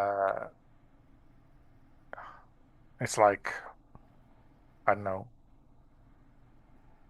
I don't What see anything is like from different continents, different okay? eras, no connections. What is Charles Daniels Cartier's specialty? Oh, we would say like rituals of sacrifice. Or he's done like a piece on royal investiture. Um, and this has like an interesting overlap in some cultures. Where the most worthy can be sacrificed.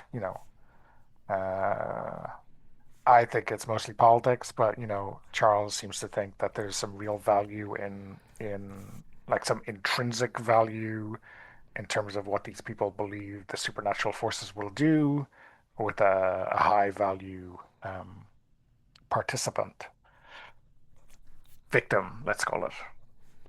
Interesting, interesting. So, and I pull out another folder. Uh-huh. And I'm going to pause there. I'm going to let that sit there for a second. You were just at the cafeteria. Have you eaten? I mean, I had like yogurt, and then Okay, I went okay, home. good, good. And I'll ask the security guy, could you get some water for us? I, I'll say, your colleague, Eliza Miller, was murdered on Wednesday night, and she was butchered in a sacrificial fashion. And I'm going to flip open the pictures as sort of like so we can see a section with Yeah. the tattoos. Uh, and her body was tattooed with these symbols. So I think you should make a will check on this. Uh, Okay.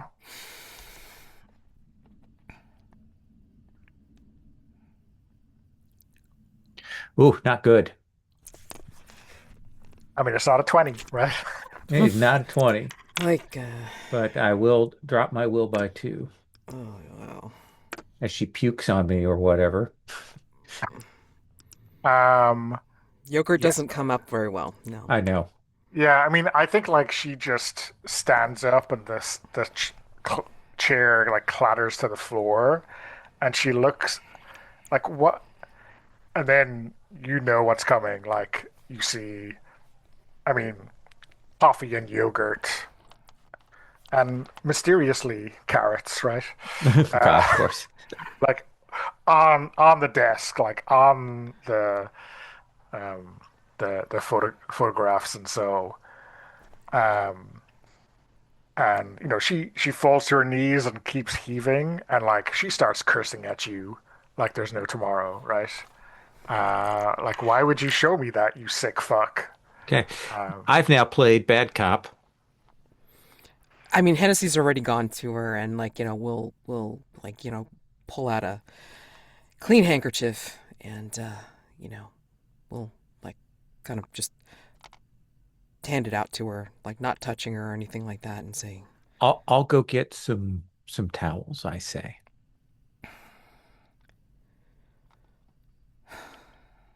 And then if Devin comes in with the water, it's like, he's going to offer up the cup of water. Yeah. And like, there's a part of you, like, Devin looks at it, but he can't see anything, right? Because it's Yeah. covered in vomit. Mm-hmm. And he looks a little bit confused, but like, whatever. He seems to be trusty. Yeah. Uh, Yeah, and then what? like, he just says that yeah, Jackson's gone to get some towels to clean it up. Okay. Sorry. We'll make sure it's clean. Um, And she like sits back down and like just shakes her head and like obviously is not looking, trying not to look rather at the photographs on the desk. yeah, I think when she sits back down or whatever, like maybe Hennessy will take the seat and then move it so she can face him if she wants to, but it's away from the pictures, right? Like so Yeah. to another side of the room, and like he'll sit in front of her, but like enough that she feels like she has enough personal space, and saying, Do- "I'm sorry for I'm sorry for my partner. He likes shock value shit. I'm sorry. Well, But it's uh, very important that you know that we want to keep you safe. And we don't want that to happen to you." and like the the moment that thought is fully processed, she like almost vomits again. How can you tell that was Elisa?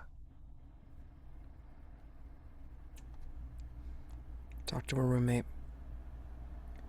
She was describing some of the symbols and the tattoos. And Uh, we suspect it has something to do with your supervisor. You think he did this? You think he really believes this bullshit? There seems to have been a witness that saw him bring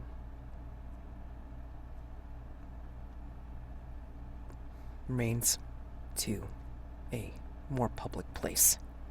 So, yeah, he's a person of interest right now.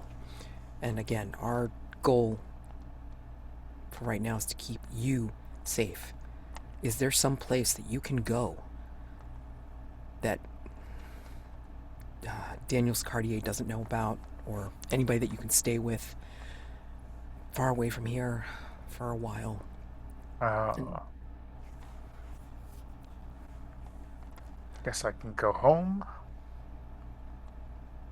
what did he give any indication about what is involved in this? What did you call it? Practical? Uh, like um, like experimental archaeology, like figuring out how people really use tools and such by using them.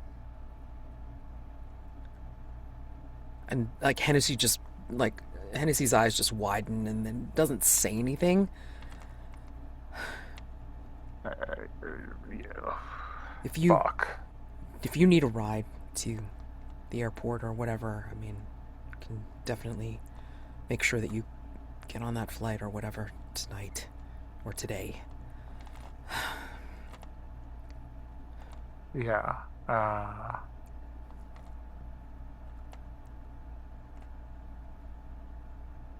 Do you know of I, anybody else that Daniels Cartier works with besides you and Elisa? like,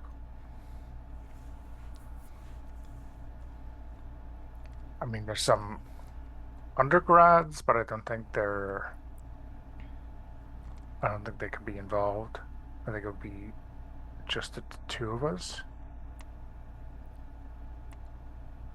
Saw something And maybe he'll pull out the sheet, the photocopy, and say, "Found this. It seems to have some sort of indicator that it requires 3. You know, anybody else who would be knowledgeable about this particular topic of interest, like the monograph."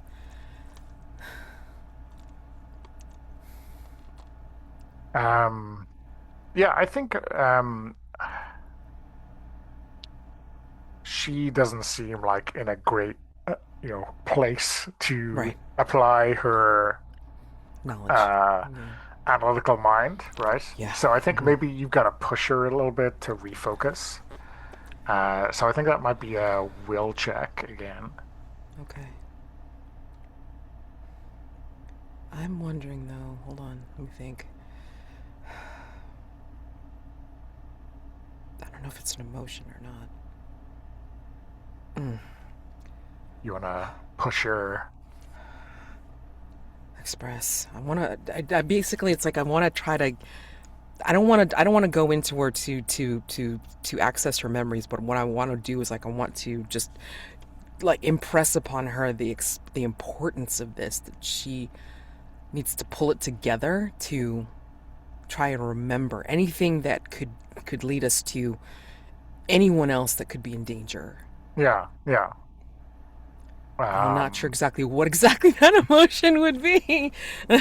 yeah, but Stress? No, I mean urgency. yeah, Yeah, they're not really emotions, but I yeah, guess we can blur the lines there a little bit. I know exactly what you mean, like a bit of focus or resolve, yeah, maybe something like that. yeah. Uh, I guess that is also a will check, right? Yeah, I mean, like And I would spend something to use it, it and will then cost like you it's, two to use it. Yeah, yeah, okay, alrighty. Spend after or spend before? before. Okay, spell la 2. Yay me, because I'm weird. All right, so yeah, I'm going to. I mean, he can see how stressed out she is. He can see how, like, near panic Yeah, she could possibly be because she's right on that tether. She saw the pictures and it, like, that's distressing to anybody, yeah, yeah. regardless. And he is trying to get her to hold it together enough to give him something, anything that could help us focus and direct into who could be involved and who could be the next Mhm. victim of this rite or Yeah, ritual or whatever yeah. it is, right? So, like, he looks at her and, like, his sight seems to snap into, like, maybe his sclera changes. Like, it's not black, it's not like menacing black, it's more like some kind of different color that just kind of snaps into place as he looks at her and tries to focus all of this, like, direction and resolve into what he's trying to express to her. Mhm. And he's looking at her, and I think maybe like she's feeling the weight of his gaze, and maybe they're locking eyes at this moment. So hopefully this works. Expressing resolve. Come on, I need you to help me. I mean, I think he might be murmuring this in his head. Like, he's not saying it out loud, but he's murmuring this in his head as he's trying to express how important this is that she give him anything that she Mhm. knows. Whew. 4. There you go. Um, yeah. So like, I think I think you feel in this moment, right? Like she kind of takes a deep breath with you, and then you physically feel her heartbeat lower from the utter fucking panic Mm-hmm. it's hovering towards. And Like, he's breathing, like he's matching her breaths. She's breathing with him, and he's breathing with her, and it's like a flow. Like he's locking gaze with her, and it's a flow. Like he's helping her. He's flowing this emotion, this expression into her to give her some strength. I think, to get it together and try to give him something that he can work with. So Um, yeah, and I think she kind of stands up and like she walks back over to the desk and she like takes a takes a pair of gloves out of her jacket pocket and uses it to wipe the vomit off the photo. So so this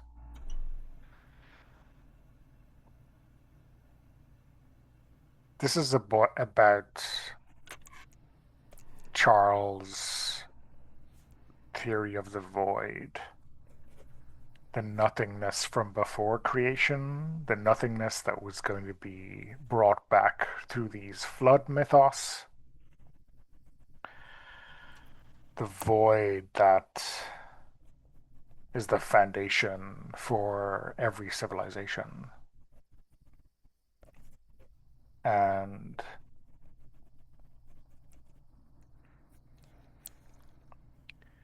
he thought some of the more destructive movements in history in civilizations were an attempt to wipe the slate clean, to start afresh in that same kind of biblical flood manner. But someone has got to call that up. Someone has to walk to the void to bring it back, like unplug, you know,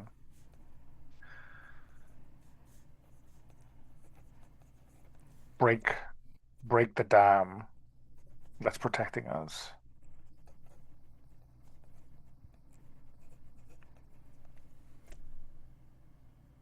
and that's the point of the ritual, to reach. To breach the dam, to wash clean everything.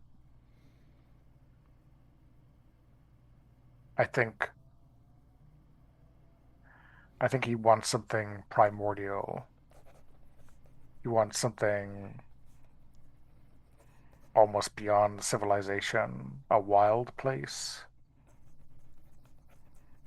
because that's what he's trying to return to.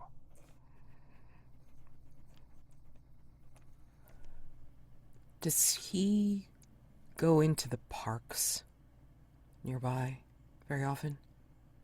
Does he have a place that he frequents? Well, you see, when we are doing like normal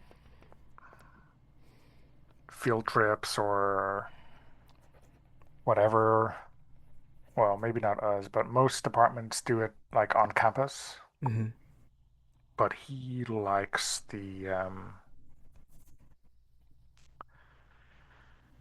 he likes the Stanley Park. He says it's got he says you wouldn't know you were a mile away from a city.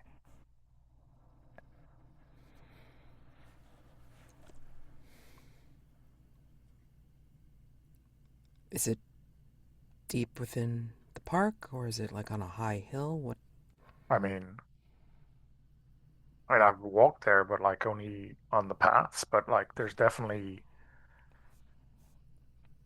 parts of it that seem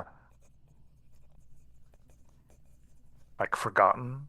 Like you get a sense that no one has walked there. It's obviously not true, but Yeah, you know, the that's what he's it's going like back to. the trails when you go deep enough in there aren't even trails. They're just like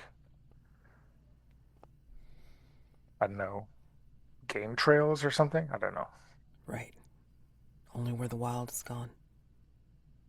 Huh. Yeah. Gotcha. And he gets a faraway look in his eyes. He's thinking on this. And then he looks back at her, his eyes going back to normal. that helps. That helps a lot, actually. Thank you. Um, yeah, just let's get you on a flight if we can, as soon as possible, and we'll take you to the airport. Even I don't want to let you out of our sight until we know that you're on your way to be safe. Yeah, I can get a bus. Like it's not. I'm just gonna go home. Like it's like literally a couple of miles down the road. Uh, just to be safe. I mean, like, and he just kind of gets this like casual but not casual look on his face, like just to be, you know, safe. Yeah, Let's we'll go ahead and escort you back. Make sure you get all the stuff you need, and then again, make sure you get to where you need to go. All yeah. right? Thankfully, as things go, the airport is on the way to the neighborhood where he lives, right? Right. Um, So, uh, yeah. yeah. Um, And just one more thing. no, I mean, like, well, I mean, like some human things. It's like, you know, like just offering to get her something to, you know, eat, feel better, drink, whatever, just to again, like just to again be more good cop to Yeah, reassure her we're not doing this to be mean. We're trying to help you, trying to protect you, you know. And but definitely he's going to keep up with the whole. No, we're going to accompany you. We're going to make sure you get all your shit, and then we're going to make sure that you get onto the plane or whatever safely. And then, you know, after I, that whole thing, I mean, like I've maybe been that's when, quiet. yeah. I would like to say something. Hmm. I'm sorry. I'm sorry about earlier. Can I ask one question here? I'm trying to put two and two together. yeah. The person who does the sacrifice, this releasing of the floodgates, what do they get out of it? You talked about it, about mentioned kind of regicide. Like what do they gain? Um, yeah, I didn't. I mean, I guess sometimes they get the power. Uh, we're reading like reading between the lines in this one, you know. Um,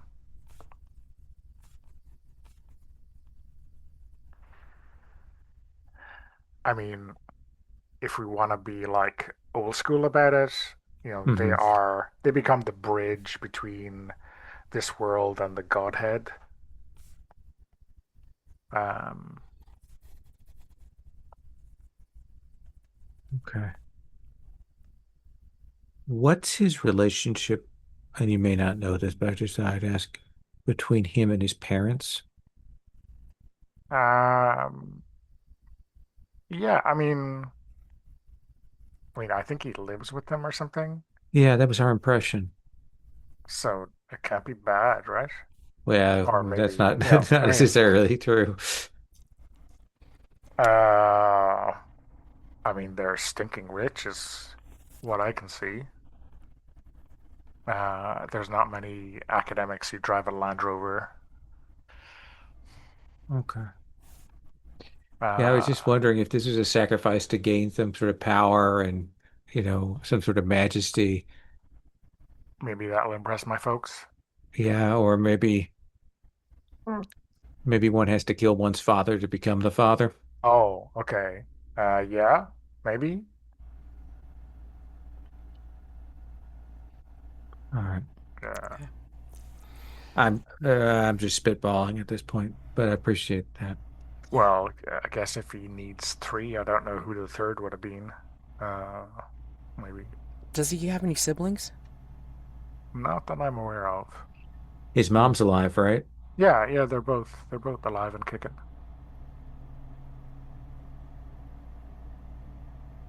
Sure, I can count.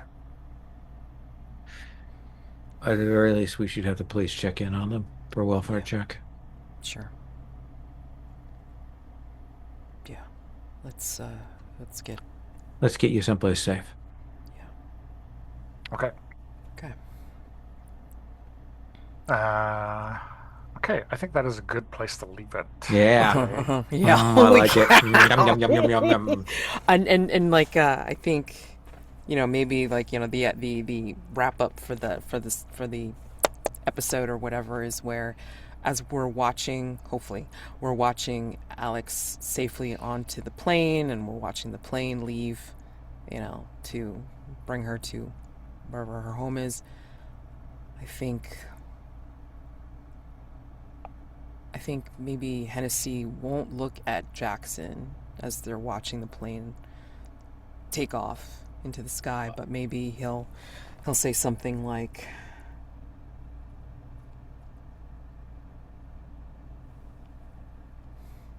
I think it's interesting that he may think doing this sacrificial shit will allow him to be the bridge between this world and power or whatever. I mean, no guarantee that shit works. Yeah, no, people are nuts. They think they know what comes in after you die, but they're just idiots. Listen, And I kind of fucked things up in there. I know that. I recognize that. I'm going to take responsibility for it, but I kind of take a long pause. Uh, I don't know how you did that, but you managed to talk her down. Like I haven't seen people talk her down. That was impressive.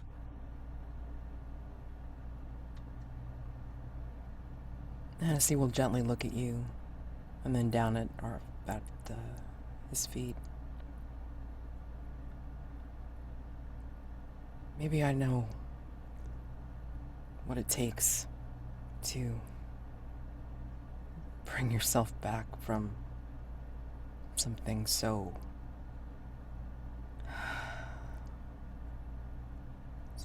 stressful, something so devastating. Just wanted to, let her know that there was somebody else that understood that. I'll roll down the window to blow my smoke out. And then Hennessy go back to driving and murmur, "Thanks."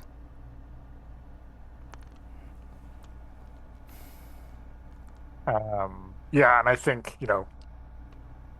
the the kind of after this scene, the kind of pre-credits sting is, that's the last flight out of Vancouver Airport. Like this big weather mass has moved in, dumping snow all over the place.